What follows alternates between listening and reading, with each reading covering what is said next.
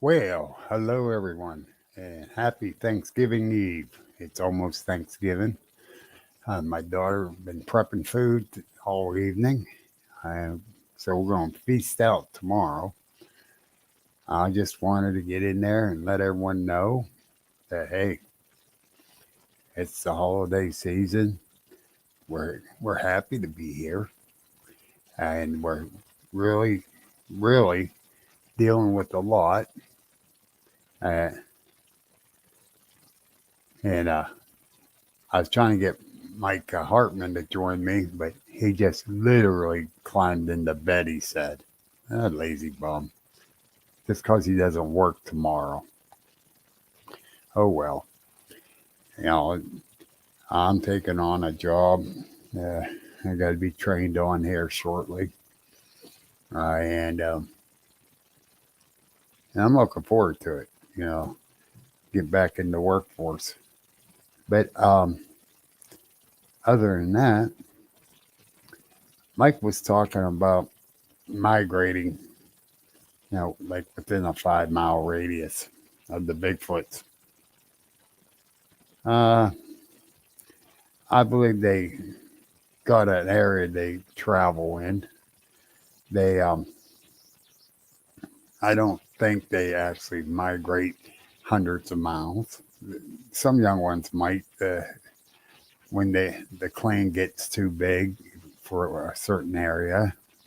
The younger males are pushed on, or if they get too confrontational to the alpha male, I believe they get pushed on.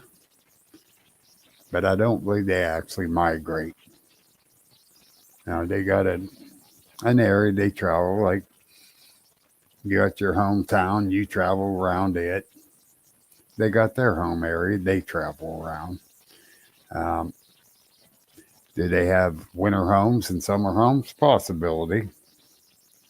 But I still think they stay in certain areas uh, where it's safe for them, relatively. Hunting season's here. We're just coming out of bear season, going into rifle deer season. Do I think they leave their home area? No. But do you think they're going to be seen? Some of them might be. Do you think they're going to uh, get shot at? Maybe. But that's kind of stupid because if there's one, there's another one. And you really don't want to be attacking them. Especially the young one I saw up close was huge. I can only imagine what it could do to a body of a human. So, with that being said, they're good at blending in, okay? Um, very well. You can be looking right at one and not even see it. Now, how many hunters out there? They're up in their tree stand, they're sitting there, and they're looking down the one way. They turn their head and then look back, and all of a sudden that deer is there. They didn't hear it come in, they didn't see it move around. It's there. Um, the, same with the Bigfoot. It it's usually a 5 to 10 second thing that you see a Bigfoot. It, if it's longer than that, you're a very lucky person, um, because they're usually moving or you're moving, and so are they migrating out of the area, hunting areas? They're probably going into like a safety zone area that's in their area of travel. They can figure that out. Posted land, the whole 9 yards. Um, you know, state game lands. A lot have been seen on the game lands, open hunting lands, and some have been seen on private property. Um, so I don't know. It's hard to say. We going to, let's think about it this way. You got a safety zone near your house if you live out in the country. No shooting or hunting in that area. You might have a little gully. They're traveling that gully, let me tell you. Them, the deer, any wildlife, they'll all head into the safety zone. Um, Believe me, there's a place down in Indiana County that we hunted, and right next to our hunting area was private property you weren't allowed on. And every night you see deer coming out from the wooded area of that private property out into that field right next to it. So, but deer with their small brains, smart enough to know that. You don't think a Bigfoot is smart enough to do the same thing? Plus, there's food there for it, safety, you know, common sense. Let's go there. You know, that's just my theory. I don't know what you guys think about it. I believe that's what they do. Now, do they run out and say, "Hey, here I am. Come to me, deers"? No, they do hunt. They do hunting. Well, like a pack mentality, 2 or 3 or 4 of them, and they can funnel the deer to them. I call it a kill box. Some people don't like hearing that. Some might call it a pinch point. Um, and you can actually see if you go out in the woods and be very observant, which I found all over Pennsylvania and Ohio, the pinch point kill box area, where an animal could be drove into that and trapped. So they can do that in the safety zone, even not just on your state game land, state parks, public land. So, you know, if you're able to go on these private properties, the people let you go, not say hunting, but to go researching. Look for stuff like that.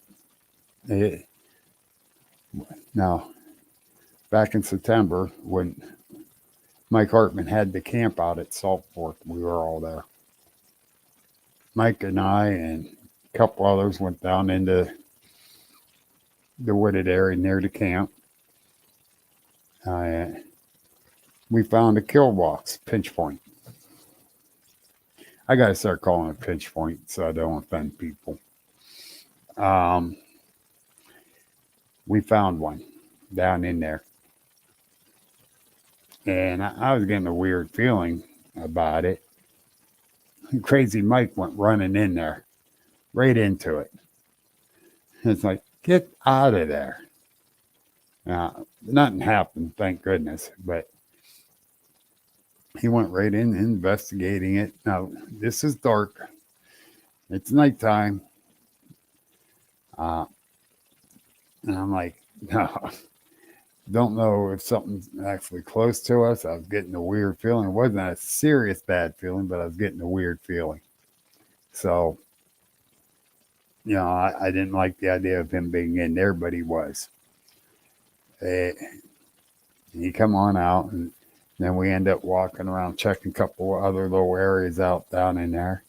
And we found other signs of how they were going around. And then we come on out, and we sat down and discuss it.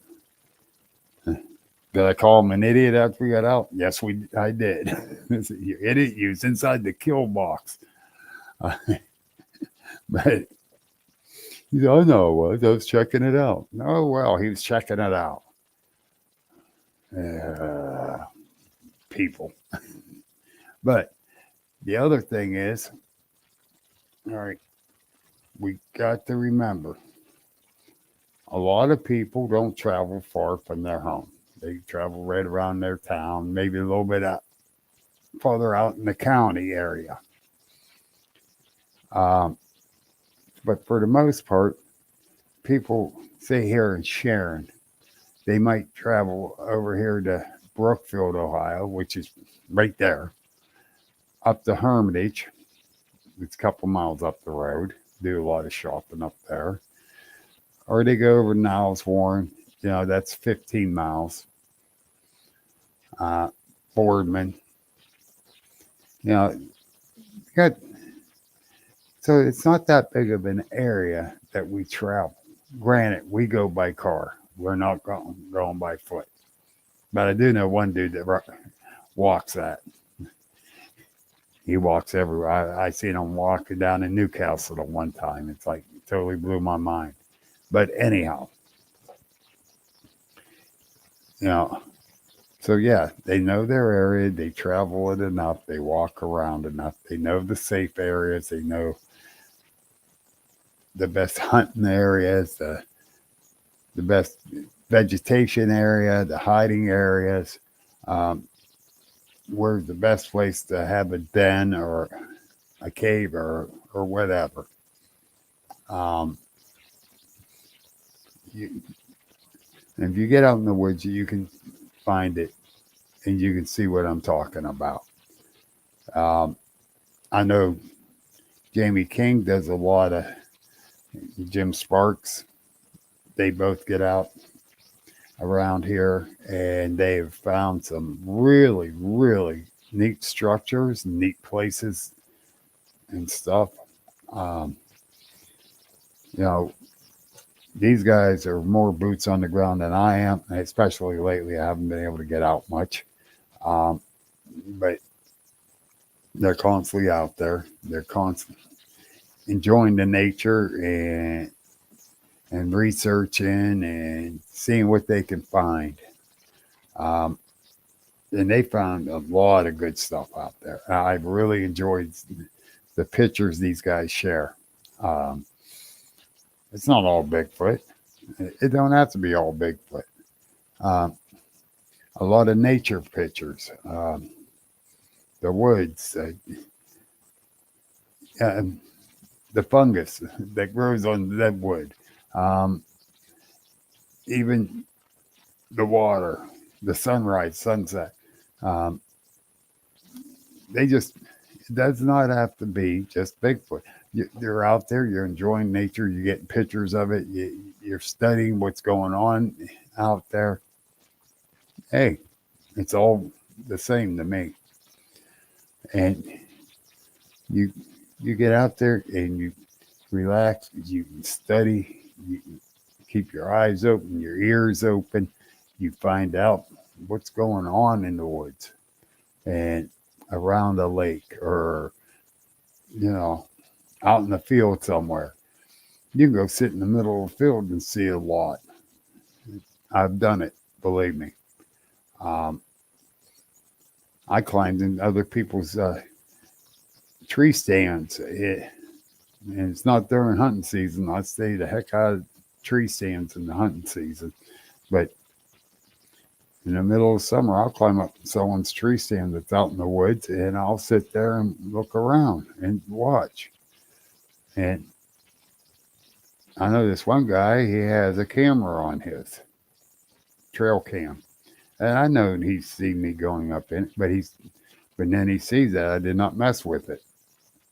And I actually left a note the one time and I taped it to his stand and thanked him for leaving it there so I could use it to study nature. And, I'm being considerate. Some people might get mad you climbing in their tree stand, but I didn't mess with it. I didn't try to do anything different to it. I just climbed up there and sat. So be careful doing that because somebody does have cameras and they automatically go to their phone. They might be close by and come and really be mad. So, be considerate if you do that. Um, and when you go in, notice what's on the ground around you too. Now, I take this in the woods with me a lot of times. And but I found water bottles, pop bottles. Don't do that. You know, you're only destroying nature doing it. Be considerate. You're in somebody else's home. It could be the rabbit, the deer, the Bigfoot, whatever. You know, birds even. You know, don't do it. Respect it like want your home respected. Yep. Okay, I'm done rattling on. It's going on 11:30. I'm going to go to bed soon. I got a lot of food to eat tomorrow. My daughter's doing a lot of cooking, and I love it. You guys all have a very happy Thanksgiving, a very safe Thanksgiving, and remember, eat all you can eat, sleep it off, get up, watch some football if you want, eat a lot more. Happy Thanksgiving, everybody.